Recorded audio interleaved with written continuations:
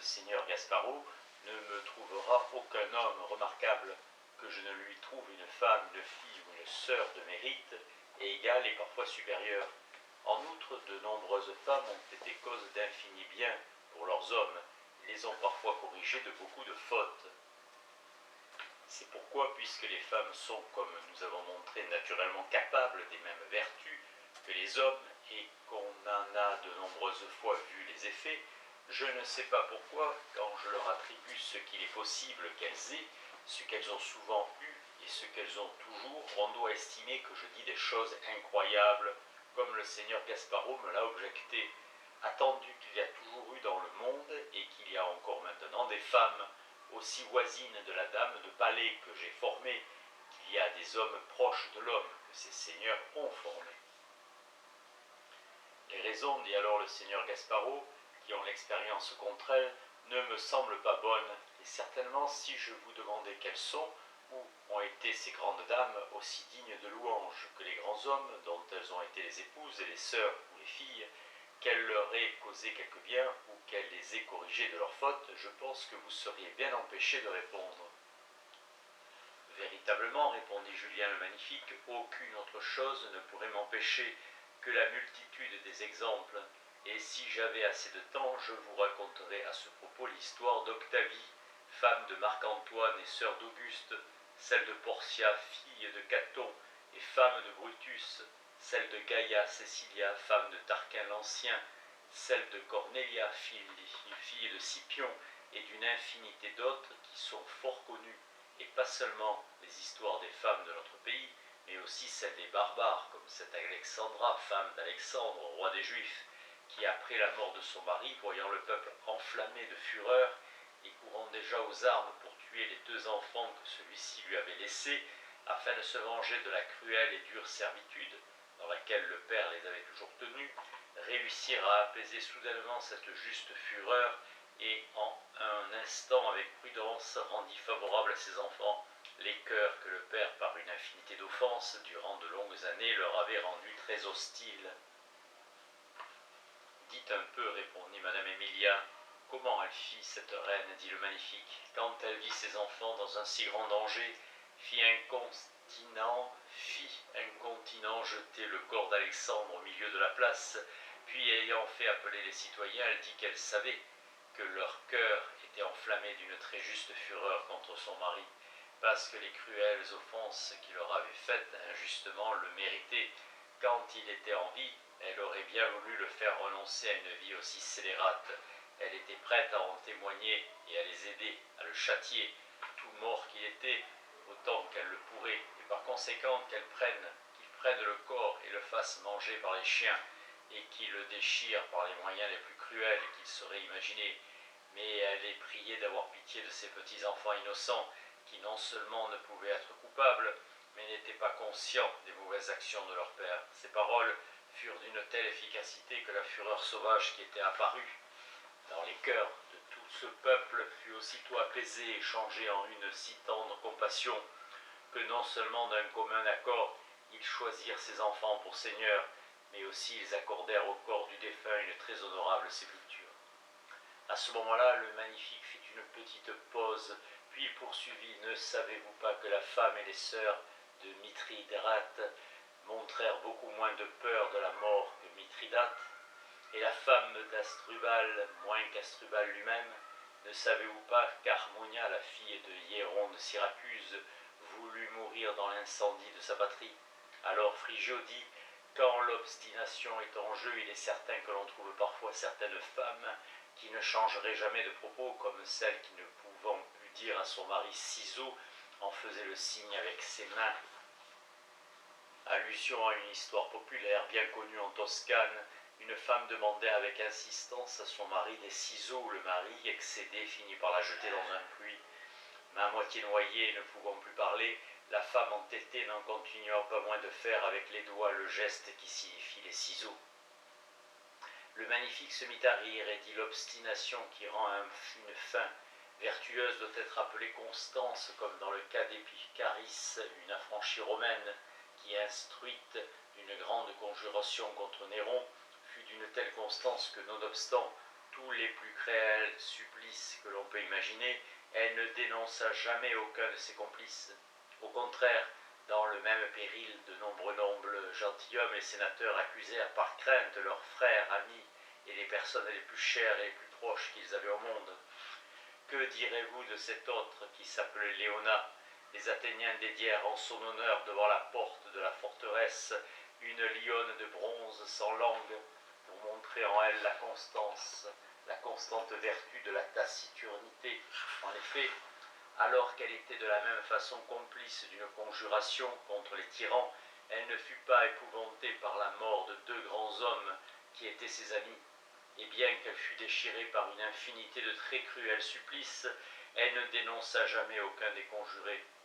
Il me semble, dit alors Madame Margarita Gonzaga, que vous racontez de façon trop brève ces actions vertueuses faites par des femmes, car bien que nos ennemis les aient écoutées et lues, ils font semblant de ne pas les connaître, et ils voudraient que la mémoire en fût perdue. Mais si vous faites que nous autres, nous les entendions, à tout le moins, elles nous feront honneur. Je le veux bien, répondit alors Julien le Magnifique. Maintenant, je veux vous parler d'une femme qui fit ce que bien peu d'hommes font. Le seigneur Gasparo lui-même le reconnaîtra. Et il commença. Il y avait jadis à Marseille une coutume dont on pense qu'elle avait été apportée de Grèce, qui était de garder publiquement un poison mêlé de ciguë que l'on permettait de prendre à quiconque prouvait au Sénat qu'il devait ôter la vie à cause d'un grave ennui qu'il y ressentait ou bien pour quelque autre juste cause, afin que celui qui aurait souffert d'une fortune trop adverse ou goûté d'une fortune trop prospère ne persévérât pas dans l'une ou ne supportât pas le changement de l'autre. En présence donc de Sextus Pompée, à ce moment, Frigio, sans attendre que le Magnifique continuât plus avant, dit « Cela me semble le commencement de quelque longue fable. » Alors Julien le Magnifique, s'étant tourné en riant vers Madame Marguerite, dit « Vous voyez que Frigio ne me laisse point parler. Je voulais vous raconter l'histoire d'une femme qui, ayant démontré au Sénat qu'à bon droit elle devait mourir, prit joyeusement et sans aucune crainte devant Sextus Pompée le poison, avec une si grande constance de cœur et des conseils si sages et affectueux aux siens, que Pompée et tous les autres qui virent chez une femme tant de sagesse et de fermeté dans le terrible pas de la mort, ne purent s'empêcher de pleurer et restèrent confus et étonnés. Il me souvient aussi, dit alors le seigneur Gasparo, en riant, avoir lu un discours dans lequel un infortuné mari demande au Sénat la permission de mourir, et prouve qu'il a le droit de le faire parce qu'il ne peut supporter l'ennui continuel du bavardage de son épouse, et qu'il aime mieux boire le poison dont vous dites qu'il était gardé publiquement à cet usage, plutôt que les paroles de sa femme. Combien de pauvres femmes, répondit le Magnifique, auraient le droit de demander la permission de mourir, parce qu'elles ne peuvent supporter, je ne dirais pas les méchantes paroles, mais les très méchants actes de leur mari. J'en connais certaines qui souffrent en ce monde les peines que l'on dit être celles de l'enfer. Ne croyez-vous pas, répondit le seigneur Gasparo, qu'il y a aussi beaucoup de maris tellement tourmentés par leurs femmes qu'ils désirent à toute heure la mort, et quel déplaisir, dit le Magnifique, peuvent faire les femmes à leurs maris, qui soient autant sans remède que le sont ceux que les maris font à leurs femmes, qui obéissent à leurs maris sinon par amour, du moins par crainte. Il est certain, dit le seigneur Gasparo, que le peu de bien qu'elles font parfois vient de la crainte, car il n'y en a guère au monde qui, dans le secret de leur cœur, n'aient pas en haine leur mari. Il en va tout au contraire, répondit le Magnifique, et si vous avez bonne mémoire de tout ce que vous avez lu, dans toutes les histoires on voit que les femmes aiment presque toujours leur mari davantage que les maris n'aiment leurs femmes. Quand avez-vous vu ou lu jamais qu'un mari ait donné à sa femme un signe d'amitié tel que cette Cama donna à son mari? Je ne sais pas, répondit le seigneur Gasparo, qui était celle-là ni quel signe elle donna. Moi non plus, dit Frigio. Écoutez bien, je vais vous le dire, répondit le Magnifique, et vous, Madame Marguerite, prenez soin de le garder en votre mémoire. Cette Cama était une très belle femme pourvue d'une si grande modestie et de si honnêtes mœurs qu'elle n'était pas moins admirable par cela que par sa beauté. Et par-dessus toute autre chose, elle aimait de tout son cœur son mari, qui s'appelait Synatos. Il advint qu'un autre gentilhomme qui était d'une situation beaucoup plus élevée que Synatos, et en quelque sorte le tyran de la cité où ils habitaient, tomba amoureux de cette jeune femme, et après avoir longuement essayé par tous les moyens de la gagner, le tout en vain, il se persuada que l'amour qu'elle portait à son mari était la seule cause qui faisait obstacle à ses désirs, et il fit tuer ce Psynatos. Mais ensuite, malgré ses insistances continuelles, il n'obtint rien de plus qu'auparavant. Aussi, comme son amour augmentait chaque jour, il décida de la prendre pour femme, bien qu'elle fût d'un état très inférieur au sien. Aussi, quand Synorix, car ainsi s'appelait l'amoureux, eut fait sa demande aux parents de la jeune femme, ils commencèrent à la persuader d'accepter, en lui montrant qu'il y avait beaucoup de profit à consentir, et que refuser était dangereux pour elle et pour eux tous. Elle, après leur avoir résisté un moment, finit par répondre qu'elle acceptait. Les parents firent savoir la nouvelle à Synorix, qui, joyeux au-delà de toute mesure, donna l'ordre de faire célébrer aussitôt les noces. Étant donc tous deux solennellement venus à cet effet dans le temple de Diane, Kama fit apporter un certain breuvage doux qu'elle avait composé elle-même, et ainsi, devant l'image de Diane et en la présence de Synorix, elle en but la moitié.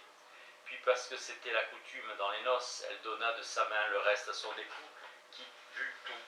Kama, quand elle vit que son dessein avait réussi, s'agenouilla toute joyeuse au pied de l'image de Diane et dit « Ô déesse, toi qui connais le dedans de mon cœur, témoigne bien de la difficulté que j'ai eue depuis la mort de mon cher époux à me retenir de me donner la mort et de la peine avec laquelle j'ai supporté la douleur de rester dans cette amère vie, dans laquelle je n'ai senti d'autre bien et d'autre plaisir que l'espoir de cette vengeance que maintenant je me trouve avoir obtenue. C'est pourquoi je m'en vais, joyeuse et contente de trouver la douce compagnie de cette âme que j'ai toujours aimée dans la vie et dans la mort plus que moi-même. Et toi, scélérat, qui pensais être mon mari au lieu du lit nuptial, donne l'ordre que l'on t'apprête ton tombeau, car je fais de toi le sacrifice à l'ombre de Synatos. » Synorix demeura tout ébahi de ces paroles et sentant déjà en lui l'effet du poison qui le troublait, il essaya plusieurs remèdes, mais ils furent inopérants, et la fortune, ou toute autre chose, fut si favorable à Kama qu'avant qu'elle mourût, elle apprit que Synorix était mort. En entendant la chose, elle s'étendit toute contente sur son lit, les yeux levés vers le ciel, en évoquant toujours le nom de Synatos et en disant « Ô mon très doux époux, maintenant que j'ai donné pour dernier présent à ta mort des larmes et la vengeance, je ne vois plus ce qui me reste ici à faire d'autre pour toi. Je suis le monde et cette vie qui sans toi m'est cruelle et qui à cause de toi seul m'était autrefois chère. Viens donc au-devant de moi, mon Seigneur, et accueille aussi volontiers cette âme que volontiers elle va à toi. » Et parlant ainsi, les bras ouverts comme si à cet instant elle voulut l'embarrasser, elle mourut. « Eh bien, Frigo, dites un peu ce que vous semble de celle-là. »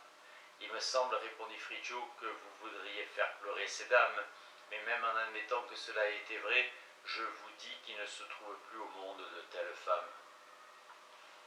« Eh bien, il s'en trouve, dit le magnifique, et que cela soit vrai, vous allez l'entendre. De mon temps, il y avait à Pise un gentilhomme qui s'appelait Messire Tommaso. Je ne me souviens pas de quelle maison il était, bien que j'ai souvent entendu mon père, qui était son grand ami, la nommer. Ce Messire Tommaso, donc, passant un jour sur une petite embarcation de Pise en Sicile pour ses affaires, fut surpris par des galères mauresques qui lui tombèrent dessus tellement à l'improviste que ceux qui gouvernaient le bateau ne s'en aperçurent pas, et bien que les hommes qui étaient dedans se défendissent très bien, pourtant, comme ils étaient peu nombreux et les ennemis en grand nombre, la petite embarcation avec tous ceux qui étaient à son bord resta au pouvoir des morts. Les uns avaient été blessés, les autres, sauf selon le sort, et parmi eux il y avait Messire Tommaso, qui s'était comporté vaillamment et avait tué de sa main le frère d'un des capitaines de ces galères. Aussi le capitaine, furieux, comme vous pouvez le penser, de la perte de son frère, voulut l'avoir comme prisonnier, et en le battant et le maltraitant tous les jours, il le conduisit en Barbarie, où il avait décidé de le garder captif sa vie entière en lui faisant subir les plus grandes misères et les plus grandes peines. Tous les autres, qui par un moyen et par un autre, furent au bout d'un certain temps délivrés et retournèrent chez eux, ils rapportèrent à sa femme, qui s'appelait Madame Argentine, et à ses enfants la dure vie et la grande détresse dans laquelle Messire Tommaso vivait et devait continuer à vivre sans espoir si Dieu ne le secourait pas miraculeusement. Quand elle et ses enfants eurent pris connaissance de cela, ils essayèrent d'autres moyens pour le délivrer, et alors que lui-même s'était résigné à mourir, il advint qu'une industrieuse piété éveilla si bien l'esprit et la hardiesse d'un de ses fils, qui s'appelait Paolo, qu'il ne recula devant aucune sorte de danger et décida de mourir ou de délivrer son père. Ce qu'il fit, et qu'il parvint à le conduire si secrètement qu'il était déjà à Livourne avant qu'on sut en Barbarie qu'il était parti. De là, Messire Tommaso étant en sûreté, écrivit à sa femme et lui fit savoir sa délivrance, en quel lieu il était et comment il espérait la voir le jour suivant. La bonne et honnête dame, surprise par la joie si grande et si inattendue de devoir revoir sitôt, grâce à la piété et au courage de son fils, son mari, qu'elle aimait tant et qu'elle croyait fermement ne plus jamais voir, après avoir lu la lettre, leva les yeux au ciel, prononça le nom de son mari et tomba morte à terre. Et malgré tous les remèdes qu'on lui donna, son âme, enfuie, ne retourna jamais dans son corps. Cruel spectacle et suffisant pour tempérer les volontés humaines et les retenir de désirer trop efficacement les joies excessives.